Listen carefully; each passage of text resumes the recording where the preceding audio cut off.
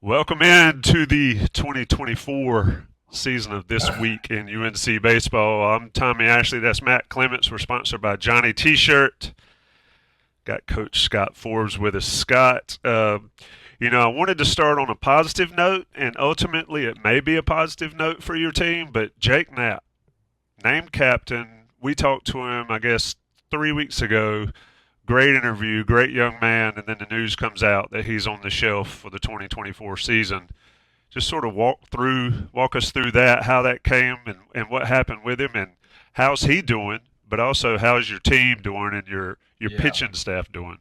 On a positive note, it's game week. So we're finally going to have to be able to stop scrimmaging each other. So that's a good positive note. Absolutely. You can't skirt around something like Jake Knapp. At the end of the day, it just stinks. It stinks first and foremost for Jake. When you have a kid like Jake that's worked so hard and is a self-made guy, goes to Wilmington, has to leave Wilmington because he's not good enough, goes to junior college in Walter State, gets better the second year, comes here, is pretty good, but gets better, and then is slated to potentially be our Friday night starter. So the biggest concern for me was Jake right away. Like, how's he going to be? How's he going to handle this? Because that's hard. When you work so hard and you've just been named a captain. And then number two, obviously, how's our team going to take it? He's one of our leaders. A horse is a horse. Potentially I thought, and our staff thought, he could throw over 100 innings. That's not easy to do in college baseball. We thought Jake would be able to do that. So really for the team is getting over the initial shock. These guys are young. They move on pretty quick, much faster than we do. But for me, it was really 99% concern for Jake. But not surprisingly, he handled it great. He's already had surgery. He's already back. He's going to wear a uniform all season. So we've had to adjust as a team, and it's just, hey, guys have to step up, and that's just the way it goes when something like that happens. Yeah, and I agree. It stinks for him. Such a good guy, such a hard worker. But now the positive stuff, like you mentioned, it is game week. You scrimmaged each other. Y'all beat up on each other forever. What's the mood around the locker room? It feels like it always looks like the horses are ready to get out of the stable. Yeah, that's accurate. That's accurate. And our guys are ready to play. I told them yesterday, we have 2 wellness days today and tomorrow, so we don't have class. So the guys, it's good timing for us. They can recover, get a lot of sleep. We've gone really hard, practice really hard. And this group practice is really hard. Very, very competitive group too, which is normal when you have a lot of talent. But they're ready to play.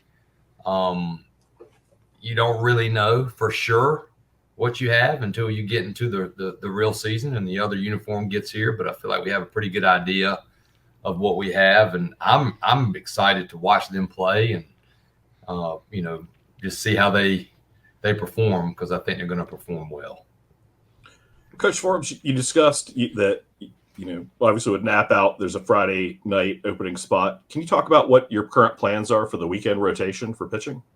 Yeah, there were some really hard decisions. We feel like we have a good idea of who our top pitchers are, and we do have some depth. It's unproven depth.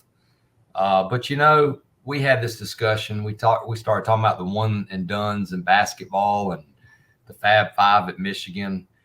The more I coach, the less I look at, quote, experience. I just look at, hey, here's what we have this season. This is this team.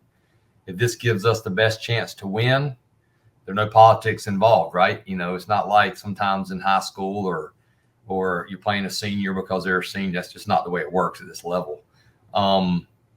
So the competition's been good, and we've been trying to figure out, okay, what's the best way to make this pitching staff the best, top to bottom, starters and bullpen. So we decided to start Folger Boaz, a freshman, on Friday.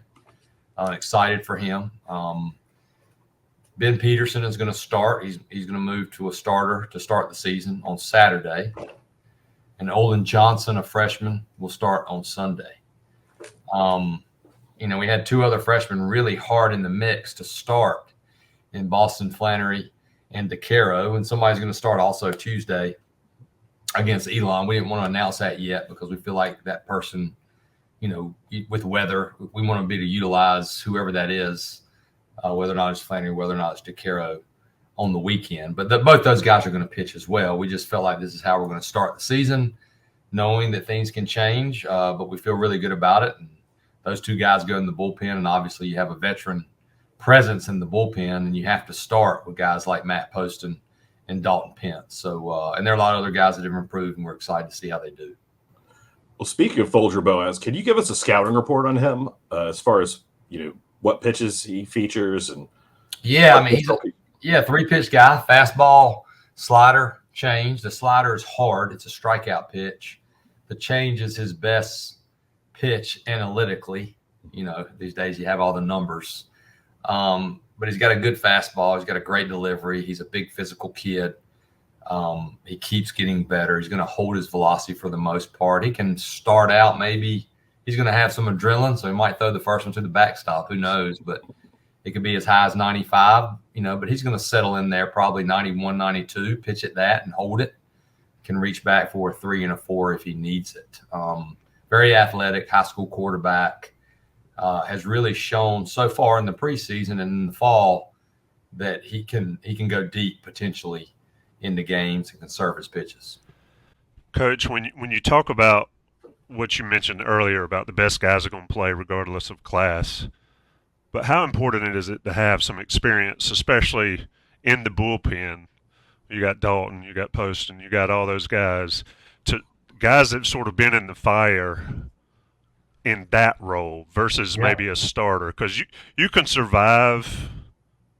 Correct me if I'm wrong. You can somewhat survive a shaky start. You can't survive bad pins consistently. Yeah. So just sort of speak to the experience factor there in the pen for you guys. Yeah, I think that's so valuable because when you have done it, you have done it, and you've done it at a high level. Matt Poston and Dalton Pence, and I told you guys where I messed up with Dalton Pence is when he didn't get the save at ECU. We didn't pitch him enough right after that because he's one of our best arms. I think Dalton could be a weekend starter. But for this team, we're going to start with him being our closer. But Matt Poston could also close, but they both recover great. And we even thought about adding Peterson, and Peterson could end up being there too and having that third guy. But we also have some other third guys that we like. And Petey's a big physical kid that we worked as a starter, and we wanted to see if that could be a possibility. And he's passed every test with that. But you're dead on, Tommy. It gives you feel good about that. You feel good about, hey, those two guys, not only do they have good stuff, but they've pitched in regionals, big ACC games, and they both finish well, and they've got good stuff, so they have weapons. We'll ask you about walk-up music later, but Ben Peterson got on my radar when he's pulling Blackberry Smoke out. Love that stuff. Oh, yeah. That is going to see him in Durham on Thursday night, by the way.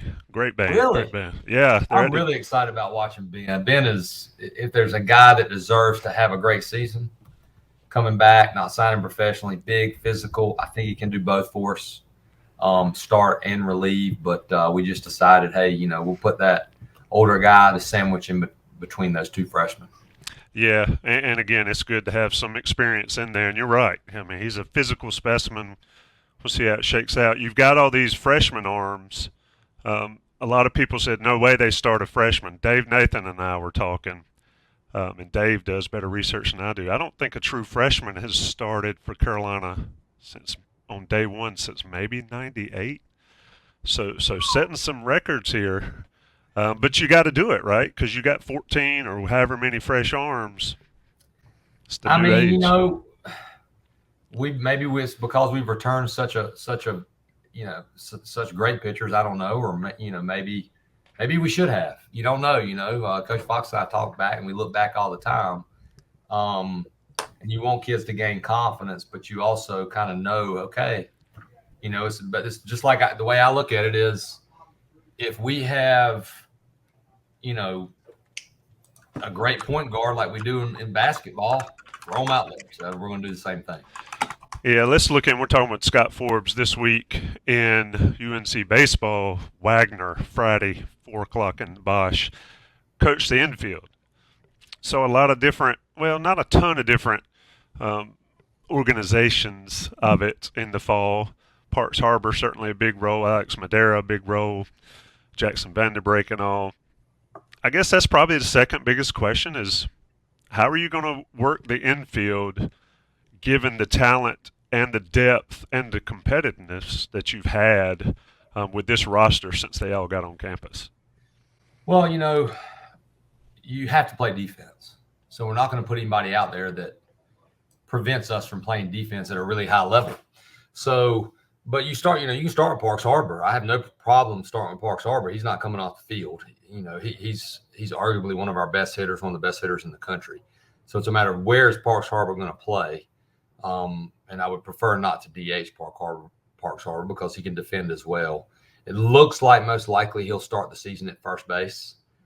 He can also play third, which really helps us lineup-wise if we decide to put a different person in the lineup, and gives us some flexibility. Because if he could only DH, it wouldn't give us as much flexibility. And that puts, potentially Vanderbrake over at third, or Johnny Castagnazzi, or even an Elliott Dix, 3 guys that have really played well in the preseason. 2 that return with a lot of experience here, and then Elliott Dix was a great player at Longwood. So, Parks will play first base for sure, and we feel great about our middle infield. You got Madera and Colby. If they're both in there together, it could be the country's best middle infield defensively, and I think they're going to be in there together some, especially late in games. Then the tough decision is, who do you play at short and who do you play at second? So we've been working that really hard in these last couple of scrimmages, having them flip spots, because if they're the same at short, but one's just much better at second, which can be the case, you'll do that. But we feel like we're on top of that. Honestly, second base, we played Casey Cook there a ton. He's shown he can do it, which gives us more flexibility. It gives us some flexibility to move Vanderbrake to third, because we know Vandy can play second base.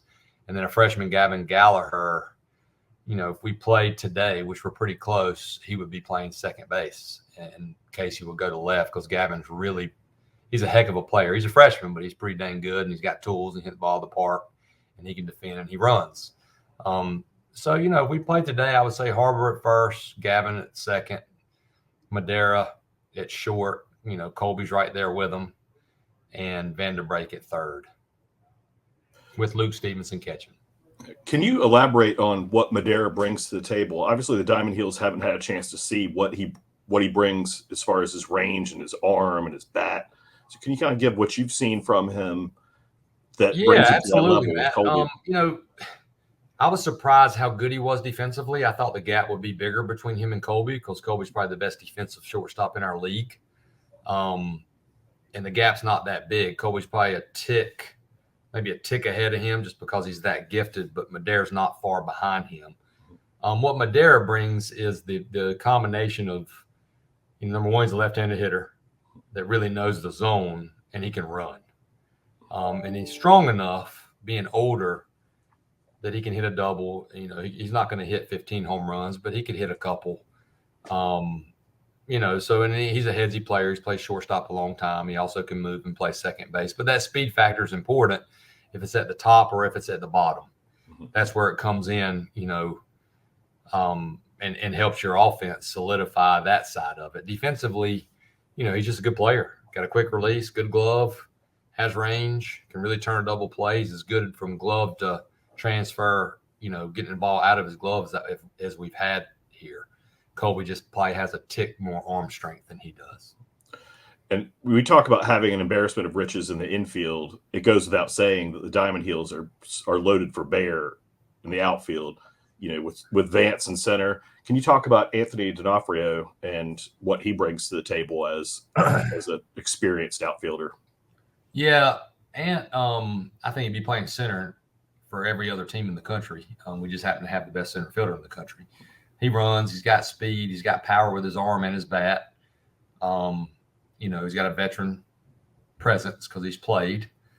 He's a fifth-year kid, but his tools are real. They're like, if you're here and all of a sudden you don't know who he is, if you're just scouting the game, you're like, who is this kid? He can run. He's got power. He just flicks his wrist and hits the ball at the park. So they complement each other so well. And then when Casey's out there, Casey's also a really good defender. And you guys will notice when you see us in our uniforms, he's a physical kid now. He just keeps getting stronger and better. Could potentially also battle Harbor as our best just pure hitter. But I've been really impressed with how much more mature he's become that's helped him also at second base because he came in here as a second baseman, lost a little bit of confidence, but now he's as confident as he can be, and he's played a great second base. So if he's not left, we can move him to second. We've got other guys, obviously, but that's our top outfield: Cook, Honeycutt, and D'Onofrio, and you got Patrick Alvarez, who's a great defender. It's a veteran presence, and you got some other guys that can move out there if we need them to. Yeah, you mentioned Patty Alvarez, certainly a guy that's produced for you. Let me ask you, as far as flipping the lineup matchup-wise, I mean, you've added a bunch of left-handed bats. You've got the defensive pieces there. How big a challenge is it to sort of to match up what you want to do versus what the other team's bringing to the table? I mean, it's not always Roy Williams' style. We're going to do what we do, and then you have to deal with it. Yeah. Those days have gone a little bit, but just how does Scott Forbes and staff do that? Yeah, baseball, like you said, that is where it's unique. You have to be careful. You know, some guys, it doesn't, you know, they're not coming out of the lineup, right? Colin Moran, doesn't matter. Dustin Ackley, doesn't matter. I would say Parks Harbor, for me right now, it just doesn't matter. Potentially even a guy like Luke Stevenson that could be that advanced at his age. So you have to be careful. Like, okay, just because I have a right-handed hitter, and this guy's left-handed, and this left-handed pitcher comes in, if he's still one of your best hitters against both lefties and righties, you're not going to make that change. But the flexibility is kind of like we were in 2018. If you have a Jackson Hesterly, a Dylan Enweiler, a Dallas Tesser, whoever that can come off the bench in certain situations, if there's a nasty righty and Alberto is struggling and Stokely's not in the lineup or Dix is not in the lineup, where there's two left-handed hitters that are pretty dang good that can match up. Or if Madera comes up in the ninth and he's not that good against lefties or currently struggling against lefties, you got Johnny and other right-handed hitters, Patrick Alvarez, that you can hit, and then you can put Colby in. And you got Colby as a switch hitter. So the key is, can you hit guys in tight games or games when you're behind, and then who goes in at that position? Do you lose a ton? And that's where I think we got a chance to be fortunate. We got some legit bats off the bench and some legit pitch runners and defenders that can not make us take a step back if we do get the lead. I'm going to let you talk about your culture a little bit, because you mentioned a lot of guys, and you mentioned a lot of guys that played a lot last year. And I've asked you this before, and I asked the players the other day at Media Day about it. Guys like to play. If I played a ton last year, it's tough not to play a ton this year. Just sort of address that side of it, because you've got a ton of talent, a ton of depth, a ton of competition, but the bottom line is only 9 play at a time. Yeah. The challenge of that in this day and age in college athletics. Yeah, this day and age for sure. But, you know, as long as I'm the head coach here, it's not going to change.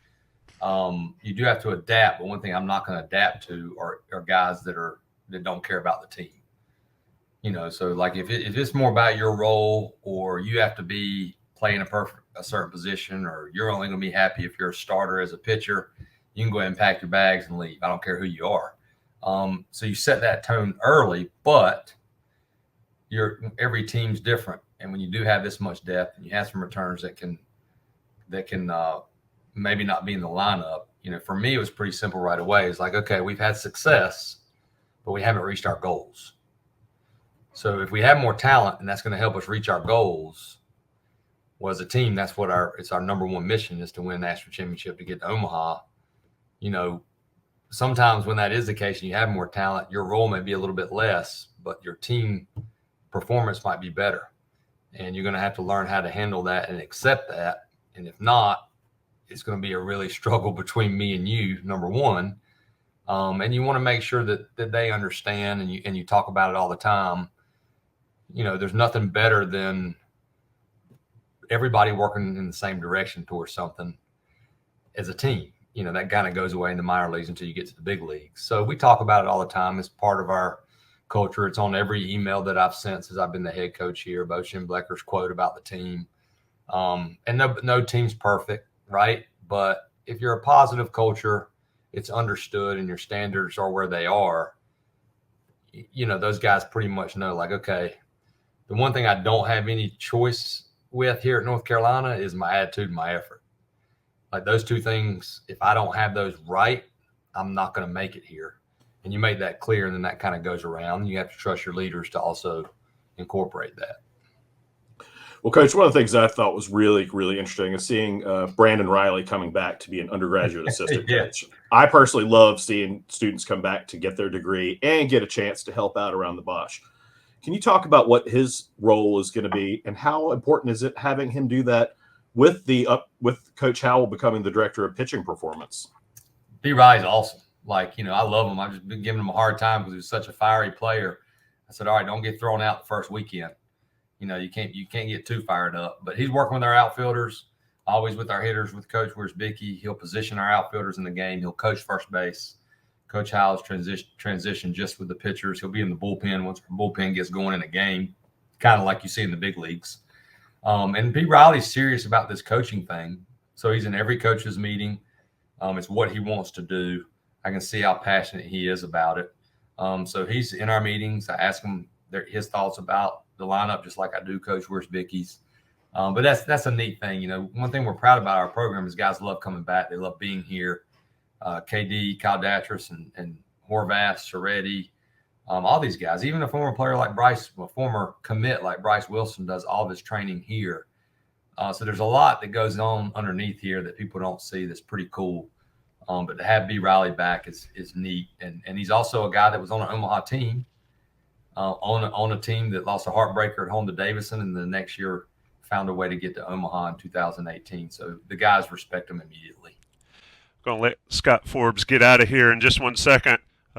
Stick around, though, for an explanation of the Dugout Club after Forbes departs. But, Scott, give me your walk-up music if you're the guy.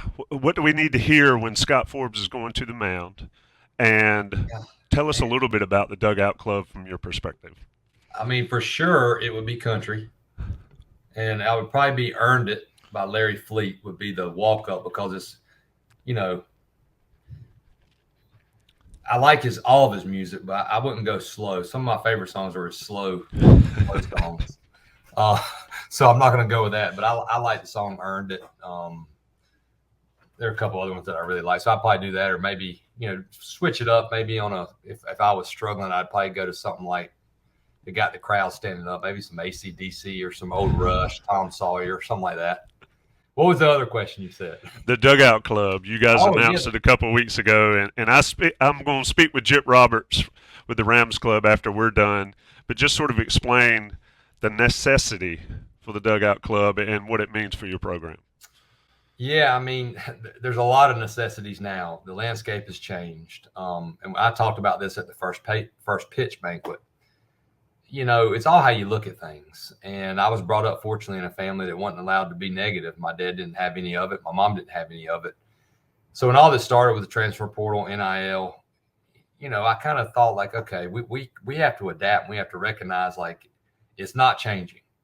So we can all complain about it all we want to and then get beat, or we can do something about it. So the biggest things we have to address here are obviously NIL. We want to raise money because we're already behind the 8 ball with baseball. We have 11.7 scholarships, and we have guys like Vance Honeycutt that could be the first overall pick that are paying a lot of money to go to school here.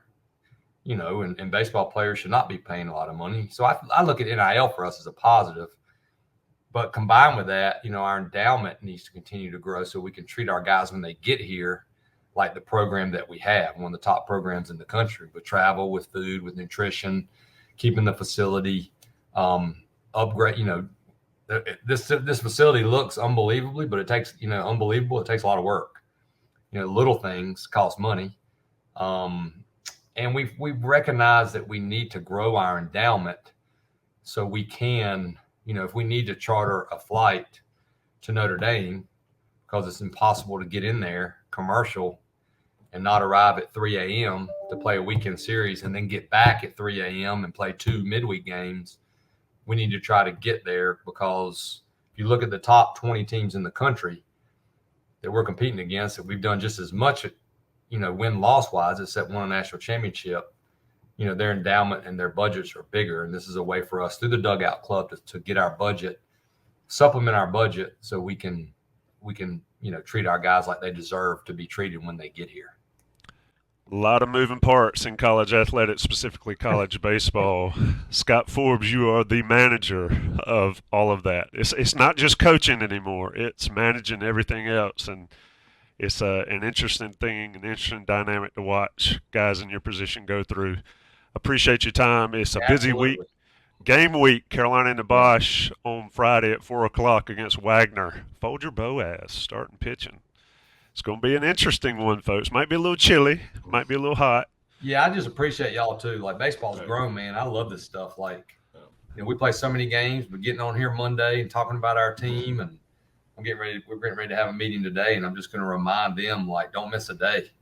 It's one thing I've learned is you got a lot of games, but don't look down the road because they're a lot of fun, and you play so many practices and scrimmages, and now it's time to just watch these guys and go one day at a time. So I'm excited to be with y'all next Monday. Hopefully it'll be good, right? Either way, I'll make it good. Yeah, absolutely. Thank you, Coach. On the wall downstairs, don't count the days, make the days count. That's the truth. Mm-hmm. That is the motto of the day, the word for the week here with Scott Forbes. Appreciate it, Matt. Appreciate it, Johnny T-shirt and Congruity. We'll talk to you again next week. Stay tuned for Jip Roberts with the Rams Club. Thanks, See you Coach. guys this weekend. Thank you guys. Thanks. Yep. And welcome back. I wanted to mention with Coach Forbes earlier, I wanted to talk about the Dugout Club. And to do that, I've brought in Jip Richards with the Rams Club. The Dugout Club was announced earlier. We saw the social media from Scott Forbes and from Go Heels and all that. Jip, I brought you here to help me understand, but also to help the North Carolina fan base understand what the Dugout Club is, what the Dugout Club is not, and how it can help North Carolina baseball. Appreciate you coming in. Just right out of the gate, sort of explain the need for the Dugout Club, what it is and what the need is. Yeah. So, thanks for having me, Tom. Excited to be here.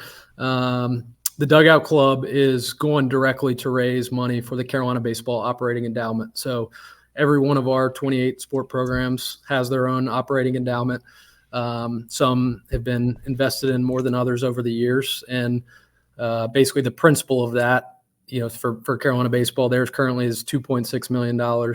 And so the principle of that, about 4 to 5% is spun off each year to help Coach Forbes with any additional expenses that his budget isn't able to cover. So currently he's getting about $100,000 a year towards program expenses from his operating endowment. But I think there's a lot of room for growth on that. It's actually the baseball operating endowment's the 11th highest of our 21 different operating endowments. So I think there's a ton of room for growth there. And there's certainly a need as we think about where Carolina's baseball budget stacks up with some of the schools they're competing against and how we can continue to grow that to provide more resources for Carolina baseball to try to win ACC and College World Series. Indeed, and if you're watching this and you haven't watched Greg Barnes and me on the Next Level earlier last week discussing the financial report for North Carolina, we were talking about the 22-23 fiscal year. Any numbers we talk about here with baseball will be the 21-22. But Jip, when you're looking at it, I guess the first thing that comes to mind, and everybody knows this, I believe, that understands college athletics, is that football and basketball drive the bus. They bring in most of the money. Unless you're a big SEC school, you're not making money on just about anything else.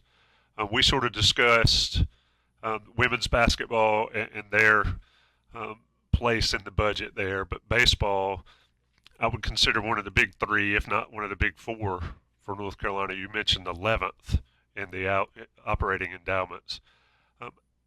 What can North Carolina fans do to understand the need for this Dugout Club and understand that the budgets are what they are, but they also shift based on who they're playing, what the schedule is, where they have to go for a regional, all those type things.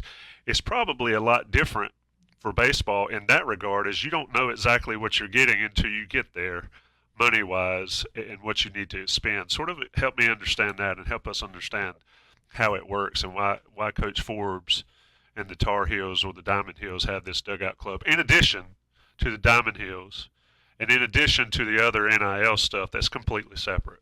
Yeah. Looking at the 21-22 academic year, Carolina baseball's operating budget, which is basically everything except for scholarships, which the Rams Club covers, the 11.7 scholarships and coaches' salaries. So their operating budget in 21-22 was $1.02 million. That ranks 26th in the Power Five out of 61 schools that play baseball, and it was 6th in the ACC. And so, we're expecting, hoping our fan base, to return to Omaha to win ACC championships, but financially we're probably not competitive in that landscape with some of the schools that we're trying to beat. And so, with 28 sports, as you and y'all talked about last week, our budgets allocated by the athletic department can just be, thinner than some of our competition. And so we rely on donor support to help bridge that gap. So basically there's two ways to give directly to Carolina baseball or any of our other individual sport programs. There's a Friends account, which is current day expendable money that actually is housed with the university, not with the Rams Club. And Carolina baseball has been as good as anybody in our sport programs at the way that they've handled that. That's what we call the Diamond Heels program. So there's almost 400 donors every year. They raise about $200,000 annually to help offset those costs in their budget. And it's kind of a well-oiled machine. Coach Fox, handled that really well, and it's continued to churn out money. They have not put as much emphasis historically on their operating endowment. So every one of our 28 sport programs has their own operating endowment housed within the Rams Club. It's managed by the UNC management company, just like our scholarship endowment is, and most of the endowments on campus are. And of our 28 sport programs, we have about $90 million total in those operating endowments. And so we're lucky in that we've had a lot of generous donors that have built those out. And, the spinoff, the 4 to 5% a year, is providing $4+ million for our 28 sport programs to help with their budget needs.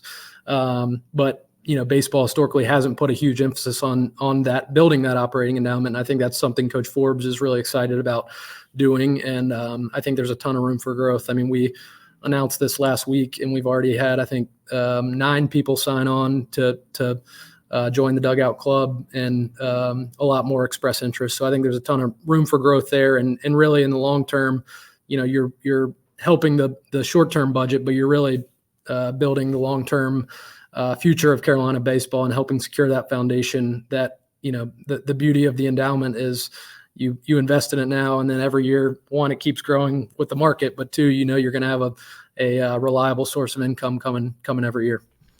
And just so folks understand, 11.7 scholarships on baseball, which is nothing for 40 players on a roster. But when you think about 11.7 scholarships, Jip, that's still what, $600,000 a year for just those 11.7. When, as an aside, if you take that and you go 85 for football, think about that financial burden. But I mean, it's not cheap to play college athletics, and that's why these type deals are important. And somebody on the message boards, and I wanted to address it, and that's one reason I had you on. This is not NIL related. This is completely separate. Sort of explain the NIL aspect of college baseball, or for North Carolina baseball, if you can, briefly, just so folks to understand that it is not a covert way to get NIL for Carolina. Yeah, for sure. So any gifts that come to the Rams Club or directly to Carolina Athletics, whether that's the Friends account, Diamond Heels, or to Carolina Baseball's operating endowment, or anything else to the Rams Club, we're not able to distribute that towards NIL. There are many regulations against that. So for Carolina Baseball specifically, their NIL fundraising goes through the NCHOF, the Hall of Fame, any types of partnerships or deals that people want to help support Carolina Baseball NIL. Reach out to Kevin Rice with the NCHOF. He's awesome and can help that. But yeah, Carolina Baseball has really used it. As you mentioned, 11.7 scholarships. There's 40 people on a college baseball roster. So the vast majority of those kids are paying their way to some degree to attend Carolina, and a lot of them are from out of state. So you think about a 25 or 50% scholarship, which is pretty typical in college baseball.